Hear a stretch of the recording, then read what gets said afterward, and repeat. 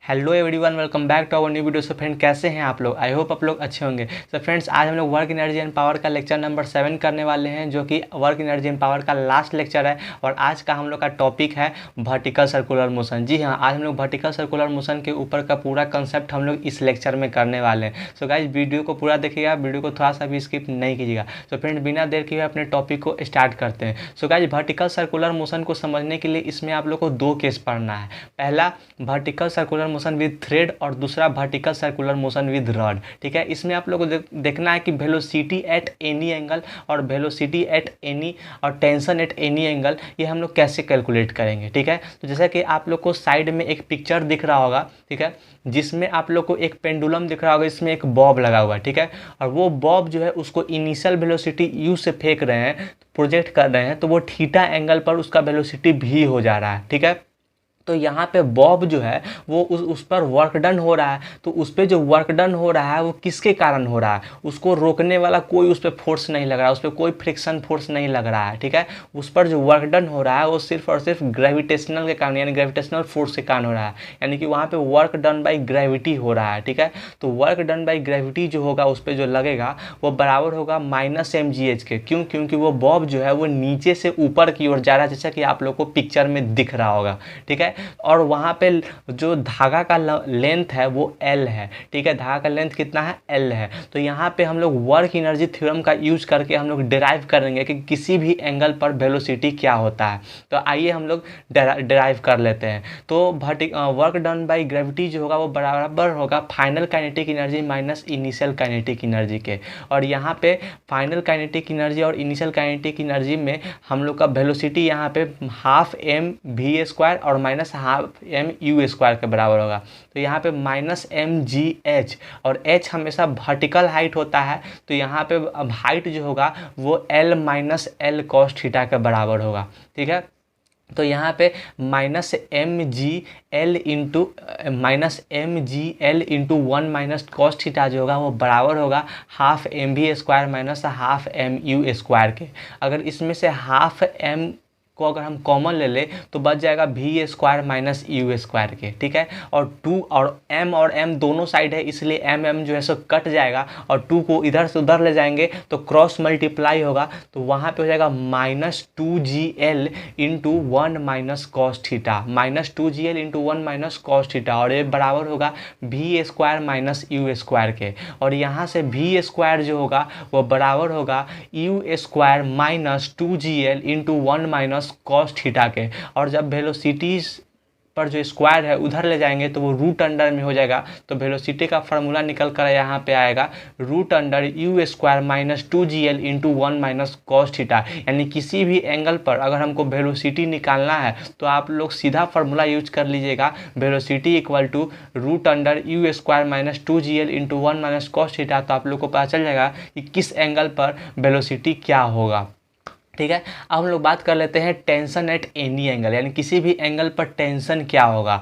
तो इसके लिए आप लोग जैसा कि अब आप लोग को दिख रहा होगा कि वहाँ जहाँ पे थीटा एंगल पर जो बॉब है उस पर टेंशन जो है सो इस डायरेक्शन में लग रहा है, पिक्चर में आप लोग को साइड में दिख रहा होगा, और नीचे के डायरेक्शन में फोर्स mg फोर्स लग रहा है। तो यहाँ पे जो रिजोल्यूशन होगा वो फोर्स का, टेंशन फोर्स का नहीं बल्कि यहाँ पे mg फोर्स का होगा। ठीक है, तो mg फोर्स का जब हम लोग रिजोल्यूशन करेंगे तो एक तो mg फोर्स जो होगा वो होगा टेंजेंशियल, और एक जो होगा वो हम लोग का ऑपोजिट में होगा, यानी कि टेंजेंट के एलोंग होता है। किसी भी फोर्स को जब हम लोग रिजॉल्व करते हैं सर्कुलर के केस में तो एक टेंजेंट के एलोंग करते हैं, और एक जो होता है वो हम लोग का ये सेंटर मतलब टेंशन जो होता है वो टेंशन की एलोंग होता है। यानी कि अगर हम लोग रिजॉल्व करते थे एक रेडियस के एलोंग होता है और एक टेंजेंट के एलोंग होता है, किसी भी अगर हम फोर्स को रिजॉल्व करते हैं। तो यहाँ पर टी माइनस, यानी कि अगर आप देख रहे हैं कि सर्कुलर मोशन तभी कंप्लीट होता है जब टेंशन फोर्स जो है सो वो सेंटर की ओर होता है, तभी जो है सो वो सर्कुलर पाथ पर जो है सो वो चल पाता है। ठीक है, तो यहाँ पे tension T minus mg cos theta जो होगा वो बराबर होगा हम लोग का mv²/r के। और यहाँ से आप टेंशन जब निकालिएगा तो टेंशन का जो फार्मूला निकल कर आएगा वो 3mg cos theta minus 3 mg cos theta plus mu square by L minus 2 mg के आएगा। और ये डेरिवेशन आप लोग को साइड में दिख रहा होगा, ठीक है। आप लोग डेरिवेशन साइड से कर सकते हैं, उसको समझ सकते हैं। यानी कि अगर किसी भी एंगल पर अगर आपको टेंशन निकालना है तो आप लोग फार्मूला टेंशन का 3 mg cos theta plus mu square by L minus 2 mg ये फार्मूला यूज़ करके आप लोग आसानी से निकाल सकते हैं, ठीक है। अब हम लोग बात कर लेते हैं एंगुलर एम्पलीट्यूड के बारे में। तो गाइस एंगुलर एम्पलीट्यूड क्या होता है, तो ये मैं आप लोग को बता देता हूँ कि angle eight which velocity is zero, यानी कि जिस एंगल पे वेलोसिटी जीरो होता है उसको हम लोग एंगुलर एम्पलीट्यूड बोलते हैं, ठीक है। साइड में आप लोग को पिक्चर में दिख रहा होगा कि वो जो पेंडुलम का केस उसमें बॉब जो है उसको यू इनिशियल वेलोसिटी से फेंके हैं तो थीटा एंगल पर उसका वेलोसिटी भी हो गया है, ठीक है। तो अगर आपको किसी भी एंगल पे अगर पता करना है कि हम लोग का एंगुलर एम्पलीट्यूड क्या होगा, ठीक है, तो आप लोग को पहले तो पता करना होगा कि हाँ वेलोसिटी जीरो जिस एंगल पर होगा उसी एंगल पर जो है सो एंगुलर एम्पलीट्यूड आपको निकलेगा। तो यहाँ पर एंगुलर एम्पलीट्यूड का जो फार्मूला होता है वो cos theta equal to 2gl minus u square upon 2gl के होता है। और ये फार्मूला कहाँ से आता है ये मैं आप लोग को बता देता हूँ, ठीक है। तो ये फार्मूला आता है जैसे कि अभी मैंने फार्मूला जो बताया और किस चीज़ का, एंगुलर एम्पलीट्यूड का। तो ये फार्मूला आपको कहाँ से आएगा, तो आप लोग को वेलोसिटी का फार्मूला निकल कर आया था root under u square minus 2gl into 1 minus cos theta के। तो वहाँ पे वेलोसिटी को जीरो करके अगर root under u square minus 2gl into 1 minus cos theta से इक्वेट कीजिएगा तो आपको फार्मूला निकल कर आएगा cos theta equal to 2gl minus u square upon 2gl के। ये भी आप लोग को डेरिवेशन साइड में दिख रहा होगा, आप वहाँ से कर सकते हैं, ठीक है। तो ये है कि आप लोग को कि अगर आपको निकालना होगा कि किस एंगल पर वेलोसिटी जीरो होगा, अगर आप लोग को एंगुलर एम्पलीट्यूड निकालना होगा तो आप लोग ये फार्मूला यूज़ कर सकते हैं। ये फार्मूला यूज़ करके आप लोग पता कर सकते हैं, ठीक है। अगर मान लीजिए कि इसी पेंडुलम को यानी वो जो बॉब है जैसा कि आप लोग को फिगर में दिख रहा होगा, अगर उसको हम लोग रूट अंडर 2gl से अगर हम उसको प्रोजेक्ट करते हैं तो क्या वो वर्टिकल सर्कुलर मोशन कंप्लीट कर पाएगा। तो हम लोग यहाँ पे वेलोसिटी का फार्मूला यूज़ करके हम लोग निकालेंगे, ठीक है। वेलोसिटी तो दिया ही हुआ है। सबसे पहले हम लोग एंगुलर एम्पलीट्यूड का फार्मूला यहाँ पे यूज़ करेंगे और देखेंगे कि किस एंगल पर वेलोसिटी जो है सो जीरो हो रहा है जब हम लोग उस बॉब को रूट अंडर 2gl से फेंक रहे हैं। तो अगर हम लोग यहाँ पे ये फार्मूला यूज़ करेंगे v इक्वल टू यहाँ पे फार्मूला यूज़ करेंगे cos theta equal to 2gl minus u square upon 2gl। और यहाँ पर हम लोग जब फार्मूला पुट करके जब हम लोग निकालेंगे तो हमको ये पता चलेगा कि हम लोग का जो वेलोसिटी है वो 90 डिग्री पर जो है सो जीरो हो जा रहा है। कहने का मतलब कि अगर हम लोग रूट 2gl से अगर उस बॉब को हम प्रोजेक्ट कर रहे हैं तो 90 डिग्री पर जाने के बाद उसका वेलोसिटी जो है सो जीरो हो जा रहा है। तो अगर 90 डिग्री पर वेलोसिटी जीरो हो जा रहा है तो वो तो वर्टिकल सर्कुलर मोशन कंप्लीट नहीं कर पाएगा। और टेंशन का फार्मूला जब 90 डिग्री पर निकालेंगे रूट अंडर 2gl वेलोसिटी के केस में तो टेंशन भी 90 डिग्री पर जीरो आ जाएगा, ठीक है।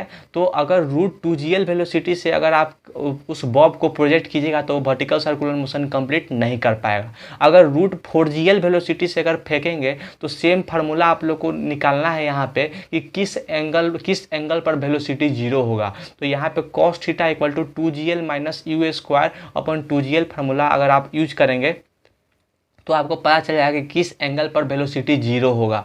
तो रूट 4gl से अगर आप फेंकते हैं तो उस केस में आप लोग का जो वेलोसिटी होगा वो जीरो होता है 180 डिग्री पर, ठीक है। अगर रूट 4gl से फेंकेंगे तो 180 डिग्री पे वेलोसिटी जीरो हो जाता है, ठीक। लेकिन अगर आप लोग टेंशन का बात करें तो टेंशन जो है सो रूट 4gl के केस में 131 यानी कि 131 डिग्री पे ही टेंशन जीरो हो जाता है। और अगर 131 डिग्री पर ही अगर टेंशन जीरो हो जाएगा तो धागा तो सेलेक्ट कर जाएगा और धागा सेलेक्ट करने के कारण जो है सो वो प्रोजेक्ट कर जाएगा, वो प्रोजेक्टाइल मोशन कंप्लीट कर जाएगा, वो जो है सो वो सर्कुलर मोशन कर ही नहीं पाएगा। तो इसके केस में भी यहाँ अगर हम रूट 4gl से फेंकते हैं तो root 4gl velocity is sufficient to take the bob from highest point, यानी कि हाईएस्ट पॉइंट तक ले जाने के लिए ये रूट 4gl वेलोसिटी जो है सो सफिशिएंट है। लेकिन यहाँ पे रूट 4gl वेलोसिटी से फेंकने पर टेंशन जो है सो 131 डिग्री पे ही जो है सो जीरो हो जा रहा है, से कारण धागा स्लैग कर जा रहा है तो वो ढीला पड़ जा रहा है, और ढीला पड़ने के कारण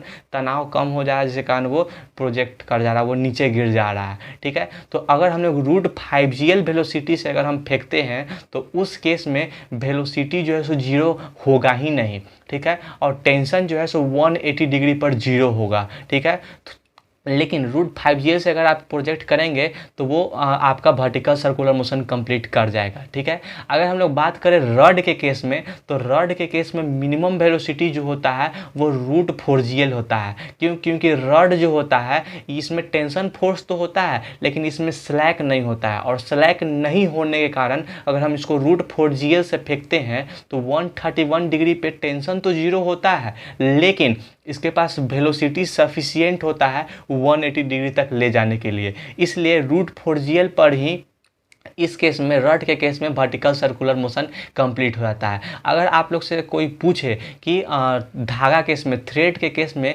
मिनिमम वेलोसिटी कितना से हम लोग को पार्टिकल को प्रोजेक्ट करना चाहिए ताकि वो वर्टिकल सर्कुलर मोशन कंप्लीट कर जाए, तो आपको बोलना है कि मैक्सिमम वेलोसिटी रूट 5GL से, यानी कि रूट 5GL से अगर हम फेंकेंगे धागा के केस में तो वर्टिकल सर्कुलर मोशन कंप्लीट कर जाएगा। और रड के केस में मिनिमम वेलोसिटी हम लोग को रूट 4GL, यानी कि रूट 4GL से अगर हम लोग किसी भी पार्टिकल को फेंकते हैं अगर रड के केस में, तो वो आप लोग का वर्टिकल सर्कुलर मोशन कंप्लीट कर जाएगा। ठीक है, और ये कैसे कितने एंगल पे करेगा, ये सारा फार्मूला आप लोग को 3 फार्मूला ही यूज करना, आप लोग को ध्यान में रखना है। किसी भी एंगल पर मतलब वेलोसिटी क्या होगा, इसके लिए आपको फार्मूला यूज कर मतलब याद रखना है, velocity equal to root under u square minus 2GL into 1 minus cos theta. किसी भी एंगल पर टेंशन क्या होगा, इसके लिए आप लोग को फार्मूला याद रखना है, tension equal to 3mg cos theta plus mu square by L minus 2mg। और आप लोग को एंगुलर एम्पलीट्यूड यानी किस एंगल पर वेलोसिटी जीरो होगा, इसके लिए आप लोग को फार्मूला यूज करना है, याद रखना है cos theta equal to 2GL minus u square upon 2GL के। ठीक है, सो फ्रेंड्स आज के वीडियो को यहीं पे हम लोग इन करते हैं, मिलते हैं फिर नेक्स्ट वीडियो में और नेक्स्ट चैप्टर के साथ। सो फ्रेंड्स आज के लिए इतना ही, मिलते हैं नेक्स्ट वीडियो में।